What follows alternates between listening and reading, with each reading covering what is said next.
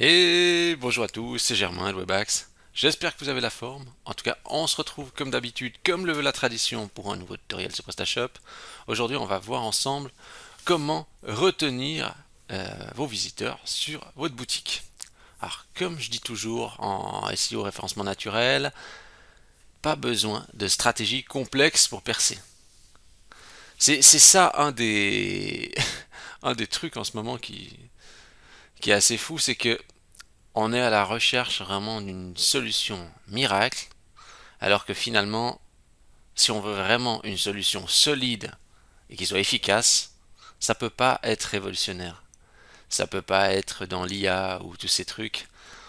Euh, avec l'IA, là, je sais pas si vous êtes en train de, si vous suivez un petit peu avec justement tous les systèmes à la chat GPT, etc.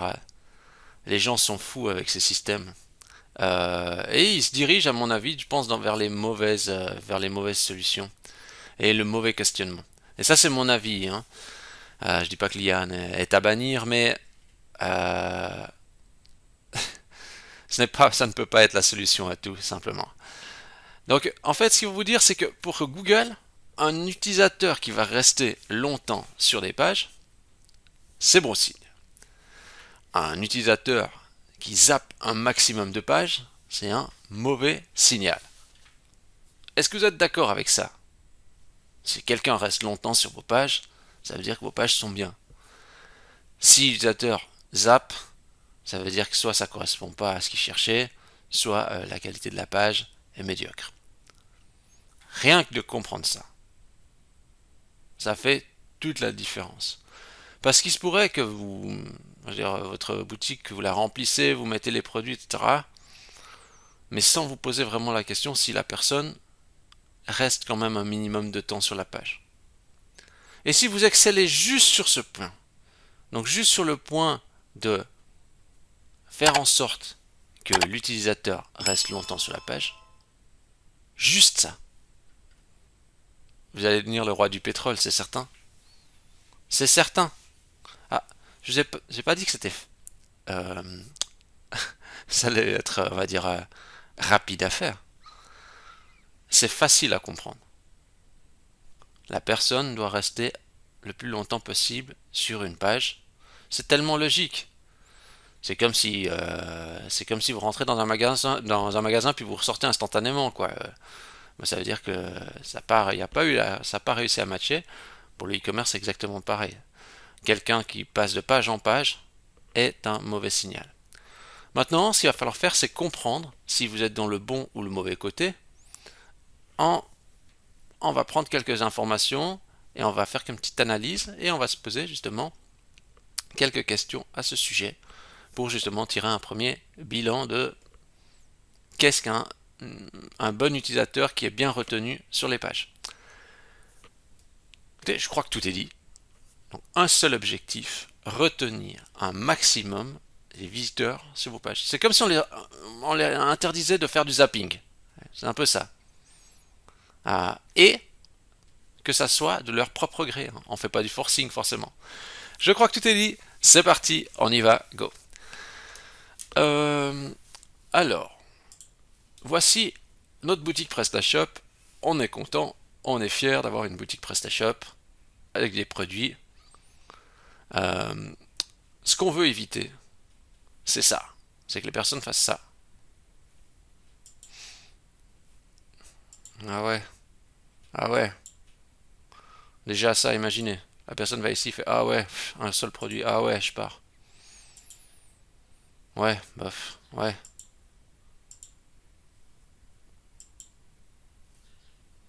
ouais, ouais. Ouais, bon, ouais, voilà quoi. Ok, quoi, ouais. Ouais, c'est un site e-commerce, quoi. Vous voyez ce temps de navigation très court est signe du fait que euh, l'utilisateur ne passe pas beaucoup de temps justement sur les pages et donc envoie un mauvais signal à Google. Google mesure ce signal du temps que les utilisateurs vont passer sur vos pages. Euh, donc, Et aussi justement le fait que si la personne va depuis les moteurs de recherche de Google, va fait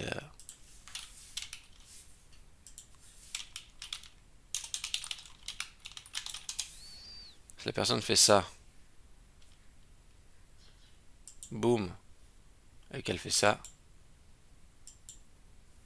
ça aussi c'est mesuré, vous voyez, entre le fait que j'ai été et puis je suis revenu, ça c'est un mauvais signal. Ah, ça veut pas dire que parce que quelqu'un a fait ça euh, que tout était à revoir, mais vous voyez ce que je veux dire? Le but c'est que les gens arrivent, ils se disent, c'est comme si ils vont à un restaurant. Le but c'est que les gens ils arrivent, ils disent, waouh, j'assis ici, ça a l'air trop bien, voilà. Par contre, si vous rentrez puis que vous voyez il y a des trucs qui vous inquiètent puis vous partez tout de suite dans un restaurant, bon bah voilà, ça sera difficile de vendre des plats, hein, forcément. Donc, ce que je vais faire, c'est déjà première chose, c'est bon, vous avez compris ce qu'on veut éviter au niveau du comportement. Alors moi, ce que j'ai fait, c'est que j'ai posé la question à ChatGPT. Voilà, je viens juste de prendre ChatGPT. Alors, tout à l'heure, j'étais en train de critiquer l'IA.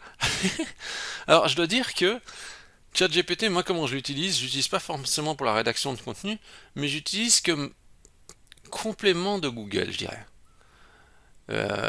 Parce que Google, il me donne des réponses, mais ChatGPT, ici, il a une manière de rechercher qui est un peu différente et qui m'amène aussi à des résultats différents. Donc j'aime bien l'interroger des fois sur certains sujets. Voilà, ça va être intéressant. Donc ce que je lui ai demandé, je voulais savoir quel est le temps moyen par page en secondes pour un visiteur sur un site e-commerce. Pour savoir si, justement, en moyenne, un visiteur, est-ce qu'il reste 2 secondes sur une page, ou est-ce qu'il reste 50 secondes, ou est-ce qu'il reste 5 minutes. Vous voyez.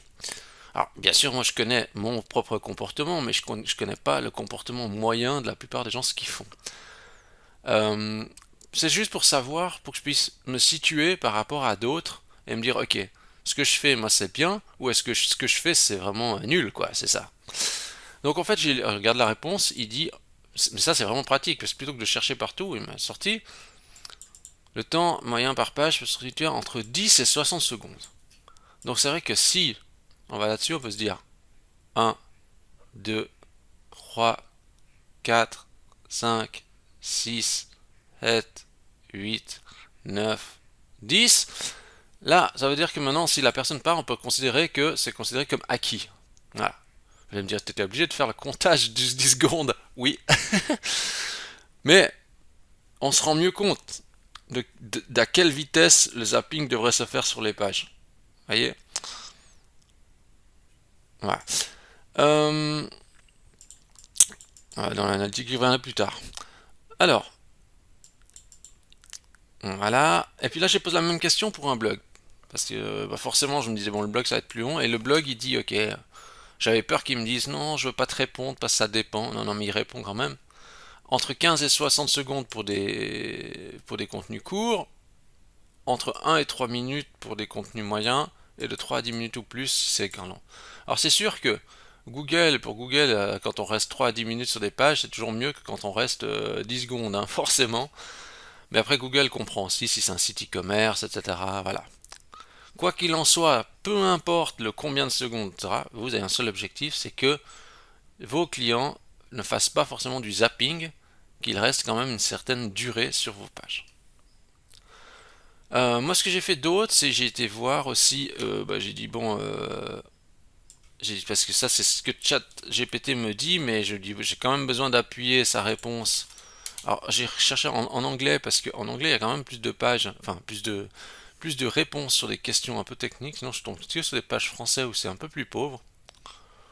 Vous savez, je suis pas un expert de l'anglais, mais bon, hein, faire un petit translate et regarder après ce que ça donne, ça c'est à la portée de tout le monde. Là, bon, de toute façon, la première réponse il vient tout de suite, hein, entre 44 secondes et je regarde juste ce qu'il nous dit ici. Après, je prends voilà 44 secondes, 1 minute et 22 secondes, 44 secondes à 1 minute, ouais. Et puis là, il nous avait dit combien? 10 et 60. Alors, en tout cas, on sait que c'est dans ces eaux-là. Après, il faut être logique aussi, les personnes ne peuvent pas passer à chaque fois 1 minute par page. Ça veut dire que sinon, s'ils passent 1 minute par page, ça veut dire que en un quart d'heure, ils vont voir 15 pages. Ouais, ce qui est impossible, quoi. Les gens vont, en un quart d'heure, ils ont déjà passé un tas de pages. Mais il y aura des pages qui doivent retenir leur attention, et ces pages-là, les pages stratégiques, il faut qu'ils les retiennent au moins, par exemple, entre 10 et 60 secondes. Donc moi, je me suis posé la question, je me suis dit, ok, mais je vais pas vous donner un truc en l'air comme ça. J'ai dit, bon bah ok, je vais directement aller sur mes statistiques. Alors, moi de mon côté, hein, j'ai la partie site principal et la partie boutique qui est un peu en retrait. Donc vous voyez les informations et les chiffres, etc. Euh, non, non, il n'y a pas de c'est un secret, etc. Vous allez même voir que le trafic sur ma boutique PrestaShop est très faible. Mais voilà, c'est pas mon cœur de cible, mais il est quand même là. Donc on va faire un petit bilan. Donc chose pour dire que même si vous avez peu de trafic, etc., vous pouvez faire un bilan, pas de problème. Euh, et puis comme ça, mes concurrents, ils peuvent voir qu'est-ce qui fonctionne chez moi, ils peuvent essayer de copier. Et de nouveau, je vais vous dire à ça, parce qu'il y a beaucoup de gens qui sont dans la peur.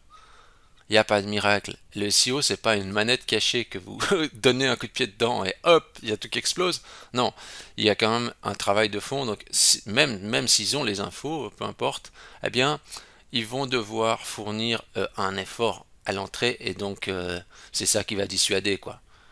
C'est comme pour avoir un corps de rêve, vous savez ce qu'il faut faire. Mais entre savoir ce qu'il faut faire et faire, ouais, y a un gap quoi. Alors, moi ce que je fais, c'est que ce que vous devez faire, c'est aller ici, vous allez dans rapport. Je vais prendre la boutique e-commerce, donc rapport, ici vous avez engagement, vue d'ensemble. Alors nouveau, non, excusez-moi, c'est vue d'engagement, page et écran. Alors de nouveau, moi je suis pas comme je dis, je suis pas quelqu'un qui passe du temps dans l'analytique, etc. Parce il faut passer aussi plus de temps à exécuter qu'à analyser. Mais moi ce que je vais faire, c'est que je vais prendre, c'est analytique la version 4, j'ai pas mis depuis le début, donc enfin, c'est un peu récent hein, l'intégration, donc voilà. Ouais, bah, vous voyez, ici il n'y a rien. Mais alors voilà, là j'ai de la donnée, donc ce que je vais faire ici c'est bon ben j'ai pris depuis le début de l'année, ok. Je vais mettre l'affichage des pages, je vais mettre 250 pages, hop, voilà. Et puis ce qui va m'intéresser, c'est alors c'est assez bizarre hein, que la flèche de tri soit mise devant. Je sais pas pourquoi j'aurais mis après, mais enfin, je sais pas de quelle colonne je suis en train de trier. C'est pas. Vous allez me dire oui, mais c'est logique. Ah oui, oui, bon, c'est vrai, ça se met en suppléance. Bon. Je vais prendre la durée d'engagement moyenne ici, donc le temps passé par la page. Je vais faire ça, hop, je trie, boum. Bon, en moyenne, ici, ils disent que c'est 43 secondes. 43 secondes, j'ai envie de dire, c'est plutôt pas mal. Ça correspond. Donc, si je prends la moyenne globale, c'est plutôt pas mal hein, pour le shop. Et on voit en fait, si je regarde ici, je peux voir où les gens passent du temps, plus d'une minute. Puis je peux regarder aussi s'il commence à avoir un trou quelque part, vous voyez. Entre ici, la personne passe du temps, et là, il passe moitié moins de temps. Bon, ben là, c'est la recherche. Ça, c'est un vieux truc. Alors après, il faut voir qu'est-ce que c'est, etc. Euh, Par exemple, bon, alors il faut regarder quand même deux choses. C'est que vous avez quand même le nombre de vues par là, on a quoi? Nombre de vues, total de vues. Faut regarder aussi ça, parce que c'est vrai que si vous avez justement, comme ici peut-être, c'est écrit 12 secondes, hein, donc ils ont passé 12 secondes, mais il y a juste eu deux vues, bon on va peut-être pas s'attarder là-dessus, quoi. Donc il faut trouver un mix entre ces pages très vues et la durée qu'ils sont restés dessus. Donc ce que je fais ici, c'est si je regarde les pages les plus vues, j'ai par exemple celui-là, Swissbilling, ok, Data Trans, System Post Finance. Puis je regarde s'il y a des trucs qui sont. Par exemple, le module paiement Twint, qui est quand même stratégique, je vais juste y aller. Et ça, c'est le module de. Ça, c'est le module PrestaShop Twint. Bah, il dit, ouais, sur Twint, là, 20 secondes. Il reste pas très longtemps. Mais en même temps, C'est normal. Qu'est-ce que vous voulez qu'il fasse là-dessus? Pourquoi l'utilisateur resterait là-dessus? Il n'a pas d'intérêt. Et en fait, une méthode déjà rien que toute simple consisterait à mettre une vidéo. C'est ce que j'ai fait ici sur Winbiz par exemple. Il y a ici, vous voyez, vidéo qui est intégrée. Rien que le fait qu'il y ait ça, si la personne va cliquer dessus, bah, il va rester plus longtemps sur la page. Alors, c'est vrai que moi j'étais vraiment basique, je suis même pas trop rentré dans le détail de tout ça. En fait, vous allez me dire, mais oui, mais chez toi c'est négligé là. Pourquoi il y a que ça et tout? C'est pas très poussé, il n'y a pas toutes les captures et tout. Bah, de nouveau, c'est des stratégies. Ça dépend de comment vous voulez faire le truc. Moi, mon constat, c'est qu'en fait, ce que j'ai besoin de faire pour vendre à des clients, j'ai simplement besoin le fait de montrer que je peux potentiellement déployer ce système-là. Après, le reste, je pousse pas plus loin. Je commence pas à faire des captures dans tous les sens. C'est pas assez stratégique. C'est juste montrer que je peux déployer potentiellement ça. Et je pourrais mettre plein de modules de paiement même que j'ai pas. Puis je dis bah oui, écoutez, je vous propose de vous déployer ça. Bah, typiquement ici Twint, c'est pas moi qui développe le module Twint par exemple. Je prends le module d'un tiers et je le déploie. Mais je veux juste montrer que je peux proposer ça. Et je m'éternise pas sur tout le détail, etc. Ça me suffit. Et c'est vrai que ici, même si le temps passé sur la page, il est pas beaucoup. euh, Twint, ces 25 personnes là, eh ben, voilà, ils ont eu juste l'information que voilà, je peux potentiellement proposer Twint et puis voilà, c'est tout. Mais pour ralentir, si on regarde maintenant ici sur où les gens ils ont passé du temps. Oh, alors là je suis surpris. Vous voyez, par exemple, les gens passent du temps dans les conditions générales. Je pensais que les gens. Ah, mais alors là, à nouveau, il y en a juste un en fait. Alors qu'il faut bien faire attention à cette donnée, il y en a un. Donc voilà, ça, c'est pas très important. Je regarde qu'est-ce qu'il y en a d'autre. Winbiz, alors les gens passent du temps dessus, quand même. Non, tu crois que 33 secondes. Si je regarde les mieux, ouais. Ici, 1 minute, Winbiz Payment. C'est étonnant, parce que Winbiz Payment n'est pas forcément le plus populaire non plus. Ici.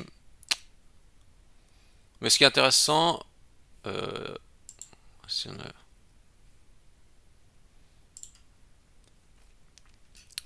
il y a aussi une vidéo, etc. Et je pense que par exemple, typiquement, simplement ici, le fait qu'il y ait une vidéo va permettre de ralentir la navigation de l'utilisateur. Mais ce qui est marrant aussi de voir, c'est qu'en fait, euh, regardez le module DataTrans ici, il y a 15, enfin il y a 21 visites là. Les gens sont restés quand même 1 minute sur la page, alors que la page, bah, elle est pas forcément oufissime. Vous voyez, elle est du même genre que l'autre. Plus basique que ça, il n'y a pas. Vous voyez ce que je veux dire? C'est ça qui est assez amusant. Mais je sais, parce que j'ai déjà eu des appels concernant ce plugin, de gens qui sont dans une impasse avec ce système de module, et en fait, ils trouvent très peu de gens qui traitent de ça, et donc finalement, même avec une page un peu médiocre comme celle-ci, ça suffit pour capter les gens. Mais vous voyez, ça c'est un questionnement à se poser, ça dépend de vous aussi, en disant ouais, est-ce que c'est normal ou pas normal? Mais là, je vais faire autre chose, je vais trier par vue, puis je vais regarder maintenant, vous pouvez faire dans l'autre sens, dire ok, est-ce que euh, les zones stratégiques les plus vues, est-ce que les gens ils restent dedans? Et inversement, est-ce que les zones où c'est pas beaucoup vu, est-ce qu'il y a potentiellement un problème à faire, à optimiser la visibilité ou ce genre de choses? Donc si je regarde ici par exemple, vous voyez, euh, par exemple le module utilitaire. Ici dans la zone utilitaire, ce qu'on peut vous dire c'est que c'est une zone qui a quand même bien vu. Et en fait, la conséquence de tout ça c'est assez simple, c'est juste que beaucoup de gens qui viennent voir mon site viennent de France ou de l'étranger, beaucoup moins de la Suisse. Et les gens ils se disent ah ouais, il doit y avoir des dans les modules de paiement et Winbiz, bah, finalement ça les intéresse pas parce qu'ils sont c'est des personnes basées à l'étranger. Puis dans le module utilitaire, bah, ils sont déçus, il y a juste deux trucs dedans quoi. Et ils disent ah ouais non mais c'est nul quoi. Concrètement c'est ça en fait qu'ils se disent quoi concrètement. Et puis après on a quoi? Bon, on a un module Winbiz là où il y a voilà il passe du temps, un peu plus de temps, connecteur Winbiz aussi. Excusez-moi, je regardais pas bien, je regardais pas au bon endroit. Euh, Regarde, module Winbiz, ouais, bah forcément, module pour Winbiz, bah en fait c'est la catégorie, donc forcément quand c'est une catégorie, il va pas non plus s'éterniser dans la catégorie, donc c'est normal que l'utilisateur ne s'éternise pas dans la catégorie. Vous voyez, s'il est dans une catégorie genre ici, c'est normal qu'il va passer, vous voyez, là il dit c'est quoi, c'est 17 secondes, bah oui, il va pas rester 1000 ans à regarder la liste, quoi, normal. Euh, et puis, qu'est-ce qu'on a d'autre? Là, je regarde toujours proportionnellement par rapport au nombre de vues, hein. Donc en fait, on voit, il faut peser entre le nombre de vues et cette partie-là. Donc vous pouvez trier les vues et durée d'engagement moyenne pour garder un petit peu vos infos. Je vais juste faire la même chose sur mon shop, sur le blog, pour avoir une idée si je suis un peu à côté de la plaque et si aussi les chiffres, si vous avez un blog ou si vous mettez un contenu blog dans le PrestaShop, comme j'ai déjà expliqué, avec les pages CMS, ça peut tout à fait convenir. Donc si je fais pareil, je vais voir. Euh, il est où? Je ne me rappelle même plus où j'étais là. Engagement page et écran. Oui. Euh, Pourquoi il y a un pic ici? Bizarre. Je vais reprendre. Je vais prendre nouveau. Hop. Je vais prendre depuis. Alors là, c'est bien de prendre aussi sur plus large, hein. Moi, j'ai juste pris comme ça, mais on peut prendre bien sûr plus large. Qu'est-ce qu'on nous dit?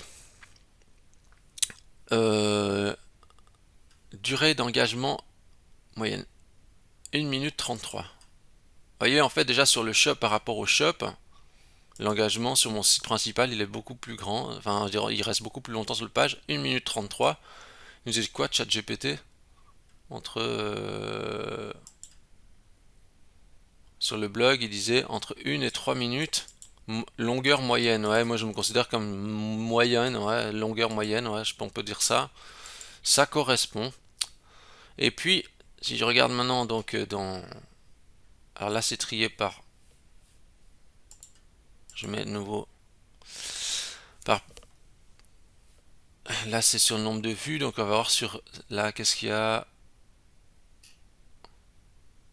Ah, il regarde bien les catégories. Ici, il regarde bien les catégories parce que dans la catégorie PrestaShop tutoriel, il y a plein de tutoriels. Donc là, ils prennent beaucoup plus de temps de lister. Là, ils zappent pas la catégorie en revanche, hein. Google Tag Manager qui est vu. Alors là, à nouveau, on peut voir un petit peu les temps. Vous voyez, je viens de créer cette catégorie PrestaShop 8. Le produit. Par exemple, sur un des articles qui vient d'être créé là, sur PrestaShop 8, on voit que les gens sont restés 2 minutes 13. Les gens, ils ont l'air d'avoir aimé, quoi. Ils sont restés un peu plus longtemps. Voilà. Moi, je creuse pas trop loin. Là, je dis déjà la moyenne, c'est 1 minute 33, donc c'est plutôt bien.